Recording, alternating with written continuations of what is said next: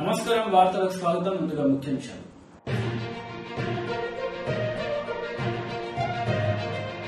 దేశ ప్రధాని మోడీ మీడియా సమావేశం, పలు అంశాలపై వివరణ.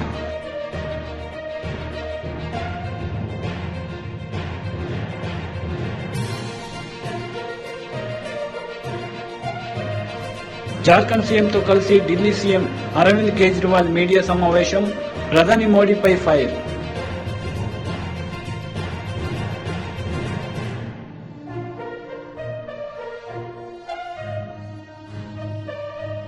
హైదరాబాద్ లో G20 హెల్త్ వర్కింగ్ గ్రూప్ వారు ప్రెస్ మీట్ నిర్వహించారు. ఈ సందర్భంగా పలు అంశాలపై వారు మాట్లాడారు. Balkrishna Garu, let me also welcome our colleagues from media who are present in this conference today. It is always a pleasure to be in Hyderabad.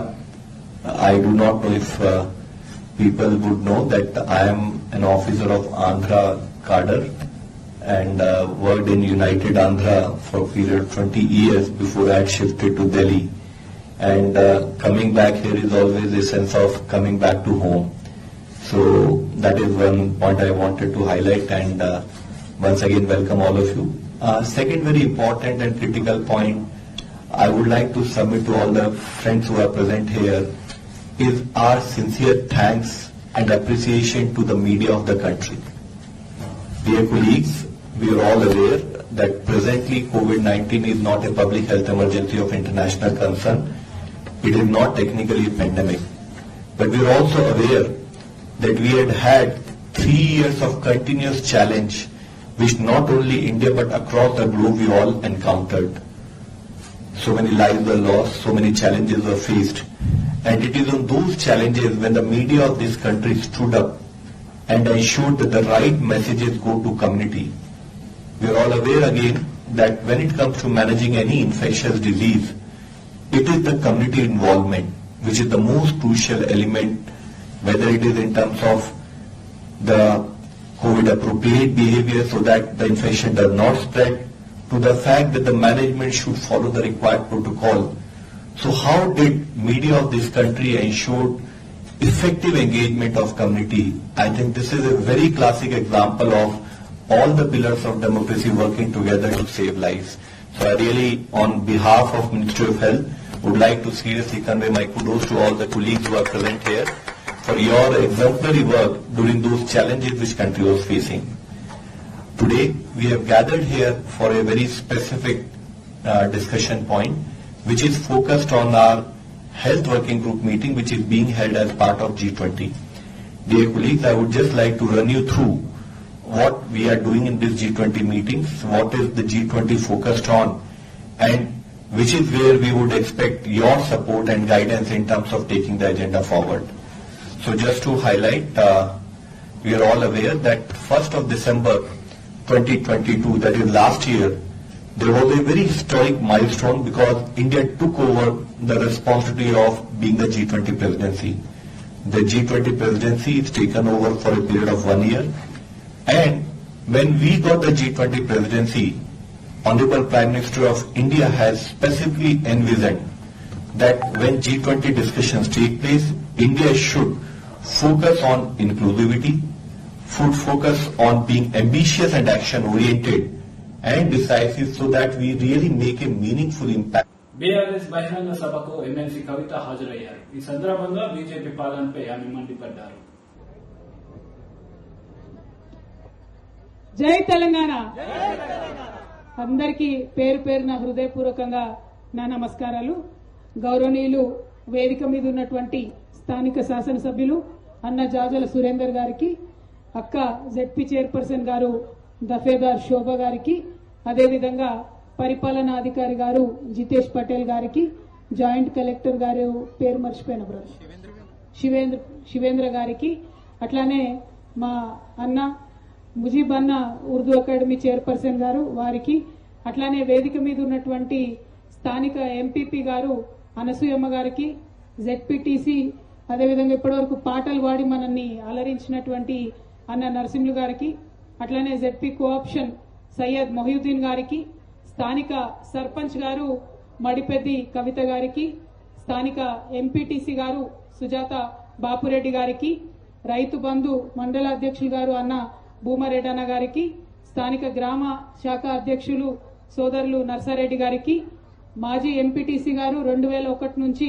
KCR గారి అడుగు వేసి నడిచినటువంటి సీనియర్ నాయకులు రాజేశ్వరరావు గారికి, మండల పార్టీ అధ్యక్షులు సోదరులు మహేందర్ రెడ్డి గారికి, రైతు బంధి జిల్లా డైరెక్టర్ గడిల భాస్కర్ గారికి, అదేవిధంగా గౌరవనీయులు వేదిక మీద ఉన్న మార్కెట్ కమిటీ చైర్పర్సన్ గారు సాయిరెడ్డి గారికి, సోదరుడు కపిల్ రెడ్డి గారు, అన్న సీనియర్ నాయకులు మాజీ రాష్ట్ర మంత్రి వర్యులు నేరేల ఆంజనేయులు గారికి, అదేవిధంగా వేదిక మీద ఉన్న తానాజీ అన్న గారికి, ఇంకా సీనియర్ నాయకులు పెద్దవాళ్లు, వేదిక మీద ఉన్నటువంటి ఎంపీటీసీలు, సర్పంచులు, జెడ్పీటీసీలు, ఇతర మండలాల నుంచి వచ్చినటువంటి వారు, పిఎస్సిఎస్ చైర్మన్స్, అదేవిధంగా వ్యవసాయ శాఖ అధికారులు, ఇతర శాఖలకు సంబంధించినటువంటి అధికారులు, మీడియా మిత్రులు, అందరికన్నా ఎక్కువగా ఇవాళ రైతులకు సంబంధించి మాట్లాడుకోవడానికి మన నగరి మండలం మొత్తం నుంచి తరలి వచ్చినటువంటి రైతన్నలందరికీ కూడా పేరు పేరున హృదయపూర్వకంగా చేతులు జోడించి నేను నమస్కారాలు తెలియజేసుకుంటా ఉన్నాను.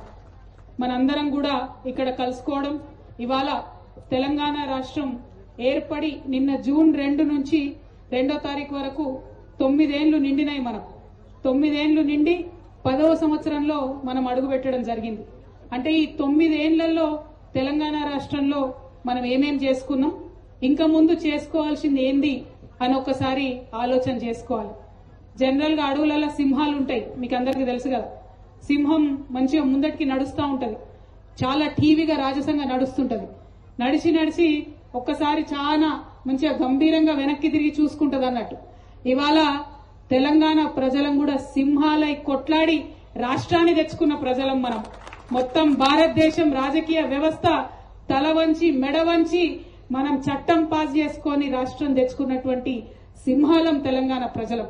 ఇవాళ 10వ సంవత్సరంలోకి అడుగుపెట్టినామంటే ఒక్కసారి సింహావలోకనం చేసుకోవాలి. అంటే ఆగి వెనక్కి తిరిగి చూసుకోవాలి, ఏం చేసినాం, ఇక ముందు ఏం చెయ్యాలి అని ఒక ఆలోచన చేసుకోవాలి.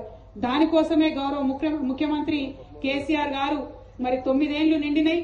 మనం ఒక 22 రోజులు ఒక్కొక్క రోజు ఒక్కొక్క అంశం తీసుకుందాం, ఆ అంశం మీద కూలంకుషంగా చర్చించుకుందాం, ఆ తర్వాత చేయాల్సిన కార్యక్రమాలని నిర్ణయం తీసుకుందామని చెప్పి ఈ 22 రోజుల తెలంగాణ పండుగను రాష్ట్ర వ్యాప్తంగా నిర్వహించుకుంటా ఉన్నాం. ముందుగా 9 సంవత్సరాలు నిండినందుకు రాష్ట్ర అవతరణ దినోత్సవ సందర్భంగా మీ అందరికీ శుభాకాంక్షలు నేను తెలియజేస్తా ఉన్నాను. అదేవిధంగా ఇవాళ మీకు అందరికీ తెలుసు, మనం దేశంలో ఎప్పుడైనా కూడా సైనికుల గురించి చాలా గొప్పగా మాట్లాడుకుంటాం. ఏం చేస్తారు సైనికులు, ఎందుకు మనకు సైనికులు అంటే అంత ప్రేమ? ఎందుకంటే బార్డర్లో నిలబడతారు, దేశం సరిహద్దులలో నిలబడతారు, ఎండ ఉండదు, వాన ఉండదు, మంచు పడుతుంటది, భయంకరమైన పరిస్థితులు ఉంటాయి, అక్కడ నిలబడతారు, కంటి మీద కునుకు లేకుండా మనకు పహారా కాస్తుంటారు. వాళ్ళు అక్కడ అట్లా కాపలా కాస్తారు కాబట్టి ఇక్కడ మనం ప్రశాంతంగా మన ఇంట్లో నిద్రపోయే పరిస్థితి ఉంటది. నేనేమనుకుంటున్నా తెలుసా అన్న, ఎట్లయితే అక్కడ జవాన్ కాపలా కాస్తాడో ఇక్కడ మా కిసాన్ అన్న పొలంలో పని చేస్తాడు కాబట్టి, చెమట చుక్క చిందిస్తాడు కాబట్టి ఇవాళ కడుపు నిండా ప్రతి ఒక్కరు కూడా అన్నం తినగలుగుతా ఉన్నాం. అన్నదాతలందరికీ కూడా మళ్ళొకసారి శిరస్సు వంచి నేను ప్రణామం చేస్తా ఉన్నాను. ఒక భక్తితోని, ఒక ఆదరణతోని, ఒక ప్రేమతోని, ఒక ఆవేదనతోని తెలంగాణ రాష్ట్రం తెచ్చుకోక ముందు అరిగోస వడ్డోళ్ళం, ఏడ్చినోళ్ళం, పురుగుల మందు తాగి రైతు బిడ్డలు చచ్చిపోతుండే కండ్లకు నీళ్లు వచ్చేటట్టు గోసగోసన ఏడ్చినోళ్ళం అన్న. చూసిన మా కష్టాలని మర్చిపోవద్దు ఎవరు దయచేసి, ఎందుకంటే గతం మర్చిపోయినోనికి భవిష్యత్తు ఉండదన్న. ఆ విషయం మనందరం ఆలోచన చేసుకోవాలి. మనం 20 ఏళ్ల కింద తెలంగాణ ఉద్యమంలో కొట్లాడుతున్నప్పుడు మన పరిస్థితి ఎట్లా ఉన్నది? ఇప్పటిదాకా మా సురేంద్రన్న చెప్పిండు, ఎవడన్నా అడిగిండా అన్న? రైతు పేరు మీద అడిగి ఒక్క ప్రభుత్వం అన్నా రైతు అని గుర్తు చేసి ₹1 ఇచ్చింది ఉన్నదా? గౌరవం ఇచ్చినది. జార్ఖండ్ సీఎంతో కలిసి ఢిల్లీ సీఎం అరవింద్ కేజ్రీవాల్ మీడియా సమావేశం నిర్వహించారు. ఈ సందర్భంగా వారు మోడీ తీరుపై మండిపడ్డారు. इस पर प्रभार हम इसको कह सकते हैं, और जो इस देश की ताकत जिसको हम कह सकते थे, अनेकता में एकता, उस पर भी ये बड़ा प्रहार है।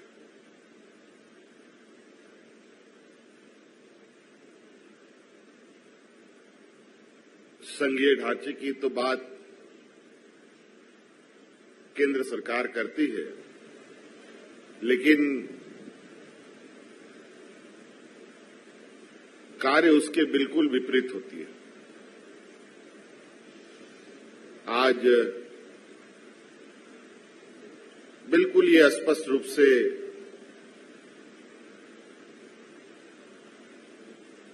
आपको ये देखने को मिलेगा, जो केंद्र सरकार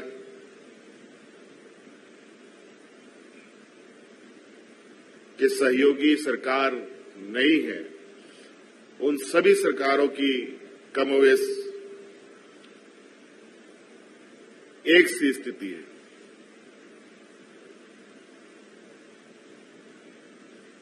ये एक चिंता का विषय है और ये कहीं न कहीं इस लोकतंत्र में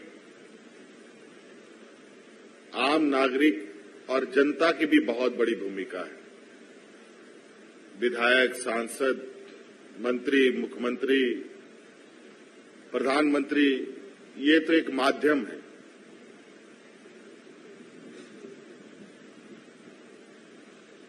अभी कुछ दिन पहले इस देश के 125 करोड़ के उम्मीदों की मंदिर लोकसभा का उद्घाटन हुआ। उस दिन सिर्फ लोकसभा का ही उद्घाटन नहीं, उस दिन उसी लोकतंत्र के मंदिर के चंद कदमों पर और भी कई 2-3 घटनाएं घटी।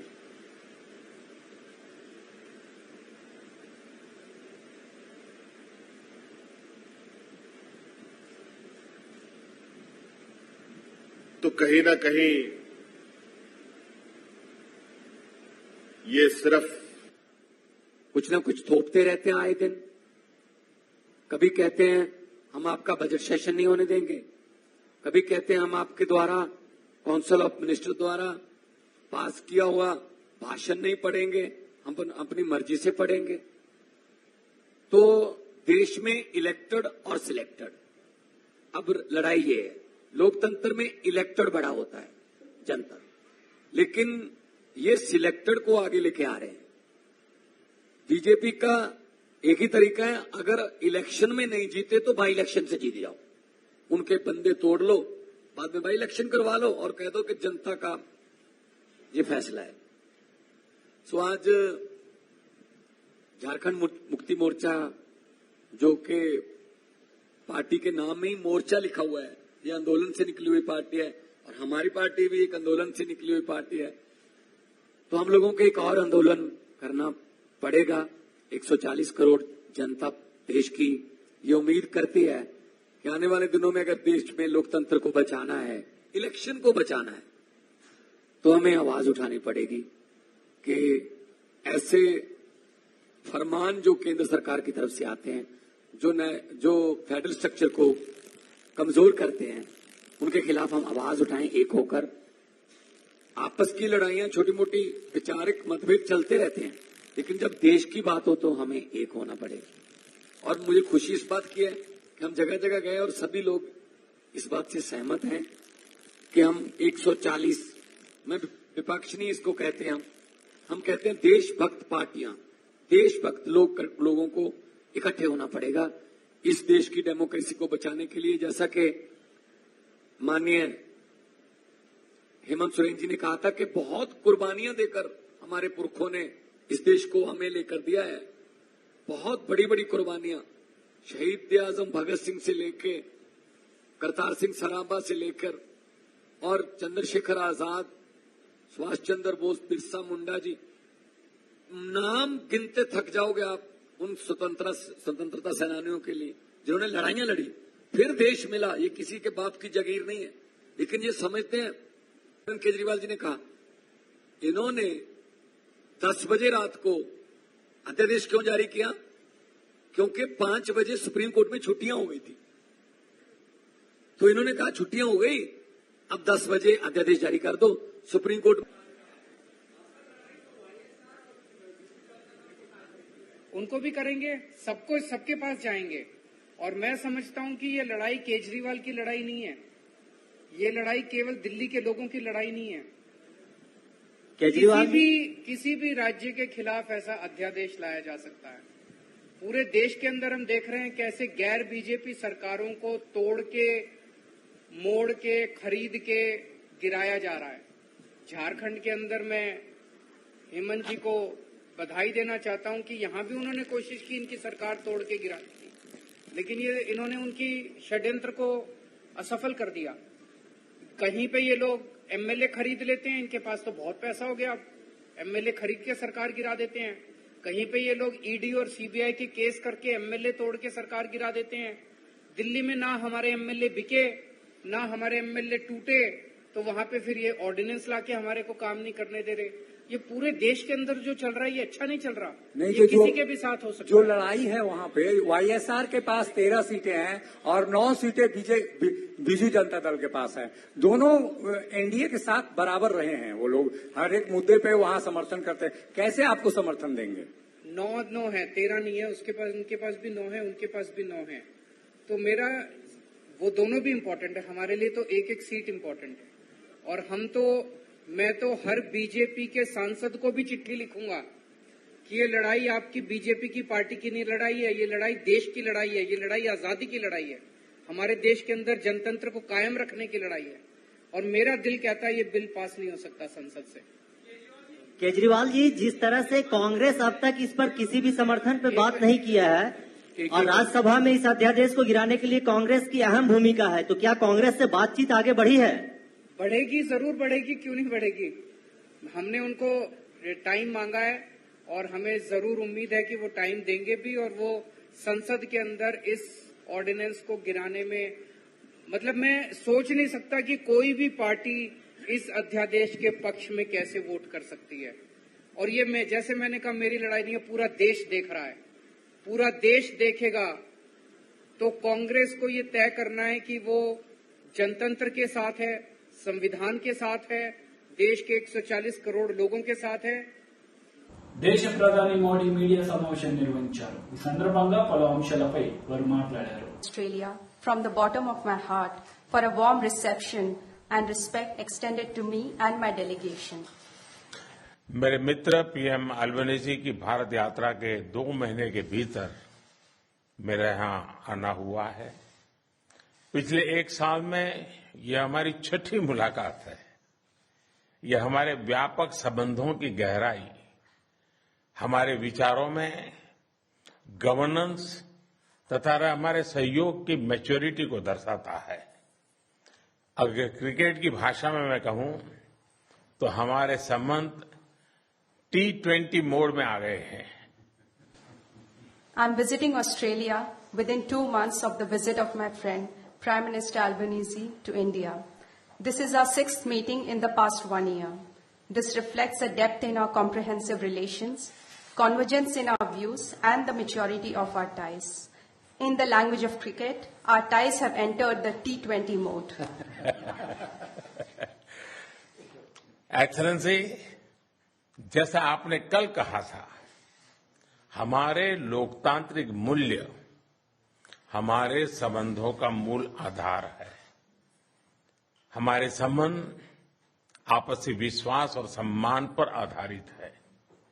ऑस्ट्रेलिया में भारतीय समुदाय हमारे दोनों देशों के बीच एक लिविंग ब्रिज है। कल शाम मैंने और प्रधानमंत्री अल्बनीजी ने हैरिस पार्क के लिटिल इंडिया का अनावरण किया। प्रधानमंत्री अल्बनीजी की पॉपुलैरिटी को भी मैंने वहां महसूस किया। Excellency, as you said yesterday, our democratic values are the foundation of our ties. Our relations are based on mutual trust and respect. The Indian community in Australia is a living bridge between our countries. Last evening, at the Indian community event, Prime Minister Albanese and I unveiled Little India of Harris Park. I could also sense the popularity of Prime Minister in the event. Friends, आज प्रधानमंत्री Albanese से वार्ता में हमने अगले दशक में अपनी कॉम्प्रिहेंसिव स्ट्रेटेजिक पार्टनरशिप को नई ऊंचाइयों पर ले जाने पर बात की। नए क्षेत्रों में आपसी सहयोग की संभावनाओं पर विस्तार में चर्चा की। पिछले साल भारत ऑस्ट्रेलिया एकटा लागू हुआ। आज हमने caeca comprehensive economic cooperation agreement पर फोकस करने का निर्णय किया। इससे हमारे व्यापार और आर्थिक सहयोग को और मजबूती तथा नए आयाम मिलेंगे। Friends, in my meeting with Prime Minister Albanese today, we talked about taking Australia-India comprehensive strategic partnership to greater heights in the next decade. We had detailed discussions on scope for cooperation in new areas. Last year, the India-Australia Economic Cooperation and Trade Agreement came into effect. Today, we have decided to focus on Comprehensive Economic Cooperation Agreement. This will further strengthen our economic partnership and open up new avenues for cooperation. Mining और critical minerals के क्षेत्र में अपने strategic सहयोग को आगे बढ़ाने पर सकारात्मक चर्चा हुई। रिन्यूएबल ऊर्जा में सहयोग के लिए हमने ठोस एरिया की पहचान की। ग्रीन हाइड्रोजन पर एक टास्क फोर्स के गठन का निर्णय लिया। कल ऑस्ट्रेलियाई सीईओ से विभिन्न एरियाज में निवेश को लेकर मेरी उपयोगी बात हुई और आज मैं बिजनेस राउंड टेबल में ट्रेड इन्वेस्टमेंट 114వ రోజుకు చేరింది మైదుకూరు నియోజకవర్గంలో టీడీపీ జాతీయ ప్రధాన కార్యదర్శి నారా లోకేష్ యోగలం పాదయాత్ర. ఈ సందర్భంగా ఏర్పాటు చేసిన సభలో ఆయన మాట్లాడారు. తెలుగుదేశం పార్టీ అధికారంలోకి వచ్చిన వెంటనే మళ్లీ ఎకనామిక్ రివైవల్ కింద ఒక కార్యక్రమం చేపడతాం. మీరు కోరిన విధంగా తప్పనిసరిగా లాయర్స్ కి ఒక వెల్ఫేర్ ఫండ్ ఏర్పాటు చేయాలి. అదేవిధంగా మనలో ఎవరైతే నిరుపేద వాళ్ళు ఉన్నారో పెద్దలు చెప్పినట్లు ఇల్లు కట్టించి ఇప్పించే బాధ్యత తెలుగుదేశం పార్టీ ప్రభుత్వం తీసుకుంటుంది. అంతేకాకుండా మీరందరూ కూడా ఈ ప్రభుత్వం చేతుల్లో బాధ్యతలు. మీరు ఒకవేళ న్యాయం తరపున పోరాడితే మీకే ధమ్కి ఇస్తున్నారు, మిమ్మల్ని ఇబ్బంది పెడుతున్నారు, అడుగడుగున మిమ్మల్ని కూడా అవమానిస్తున్నారు. పక్క రాష్ట్రాల్లో ఎట్లయితే ప్రత్యేక రక్షణ చట్టం మీకోసం తీసుకొచ్చారో అదేవిధంగా మీకోసం ఒక ప్రత్యేక రక్షణ చట్టం కూడా తీసుకొచ్చే బాధ్యత తెలుగుదేశం పార్టీ ప్రభుత్వం తీసుకుంటుందని ఇక్కడున్న లాయర్లకు నేను తెలుపుతున్నాను. లాయర్ క్లర్ వెల్ఫేర్ ఫండ్ ఏర్పాటు చేస్తాం. దానికి మ్యాచింగ్ ప్రభుత్వం నుంచి రావాల్సింది అది మేము తప్పనిసరిగా చేసే బాధ్యత మేము తీసుకుంటాం. మీరు లాయర్ అనుకున్న క్లర్క్ నాకు తెలియదు, క్షమించాలి, అది నాకు తెలియదు. ఇప్పుడు మనందరం కూడా మీరు ఎదుర్కొంటున్న సమస్యలపైన మనం చర్చించాం. మీరందరూ ఒకటే ఆలోచించండి. 2019 ముందల ఆంధ్ర రాష్ట్ర పరిస్థితి ఎలా ఉంది, 2024 తర్వాత ఆంధ్ర రాష్ట్ర పరిస్థితి ఎలా ఉందో ఒక్కసారి ఆలోచించండి. అంటే ఈ 5 సంవత్సరాల పరిస్థితి ఎలా ఉంది, బాబు గారు ముఖ్యమంత్రిగా ఉన్నప్పుడు ఆ 5 సంవత్సరాల పరిస్థితి ఎలా ఉంది ఒక్కసారి మీరు ఆలోచించండి.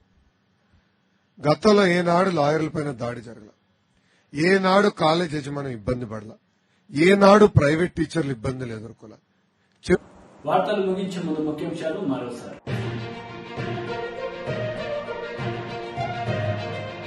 దేశ ప్రధాని మోడీ మీడియా సమావేశం, పలు అంశాలపై వివరణ.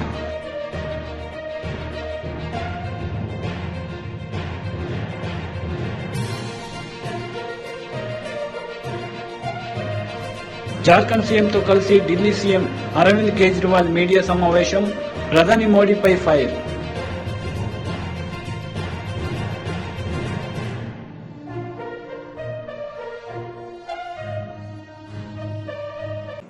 ఈ వార్తలు ఇంతటితో సమాప్తం. తిరిగి ప్రసారమయ్యే వార్తల్లో మళ్ళీ కలుద్దాం. అంతవరకు సెలవు. నమస్తే.